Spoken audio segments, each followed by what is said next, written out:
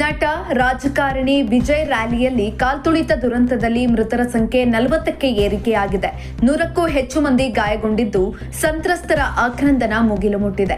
ಇನ್ನು ಇಲ್ಲಿಯವರೆಗೂ 28 ಮಂದಿಯ ಮೃತದೇಹವನ್ನ ಕುಟುಂಬಸ್ಥರಿಗೆ ಹಸ್ತಾಂತರ ಮಾಡಲಾಗಿದೆ. ಕಾರಣಗಳೇನೇನು ಈ ರ್ಯಾಲಿಯಲ್ಲಿ ಕಾಲ್ತುಳಿತ ಸಂಭವಿಸಲು ಅನ್ನೋದನ್ನ ನೋಡೋದಾದ್ರೆ, ಕಾರಣ 1, ರ್ಯಾಲಿಗೆ ನಟ ದಳಪತಿ ವಿಜಯ್ ತಡವಾಗಿ ಆಗಮಿಸಿದ್ದಂಥದ್ದು.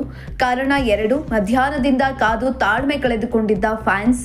ಇನ್ನು ಕಾರಣ 3, 10,000 ಜನರ ನಿರೀಕ್ಷೆ ಇತ್ತು, ಆದ್ರೆ ಬಂದದ್ದು 27,000 ಜನರ ಜಮಾವಣೆ ಆಗಿತ್ತು. ಕಾರಣ 4, ಟಿವಿಕೆ 2 ಕಡೆ ಅನುಮತಿ ಕೇಳಿತ್ತು, ಪೊಲೀಸರಿಂದ ಈ ಜಾಗದ ವ್ಯವಸ್ಥೆ ಕಲ್ಪಿಸಿಕೊಡ್ಲಾಗಿತ್ತು. ಇನ್ನು ಕಾರಣ 5, ಇಷ್ಟು ದೊಡ್ಡ ರ್ಯಾಲಿಗೆ ಮಕ್ಕಳನ್ನ ಕರೆದುಕೊಂಡು ಹೋಗಿದ್ದಂತಹ ಜನ. ಕಾರಣ 6, ವಿಜಯ್ ನೋಡಲು ಗುಡಿಸಲು ಟ್ರಾನ್ಸ್ಫಾರ್ಮ್ಗಳ ಮೇಲೇರಿದ ಜನ. ಕಾರಣ 7, ಘಟನೆಗೂ ಮೊದಲೇ 9 ವರ್ಷದ ಬಾಲಕಿ ಅಸ್ಮಿಕಾ ಮಿಸ್ಸಿಂಗ್ ಆಗಿದ್ರು.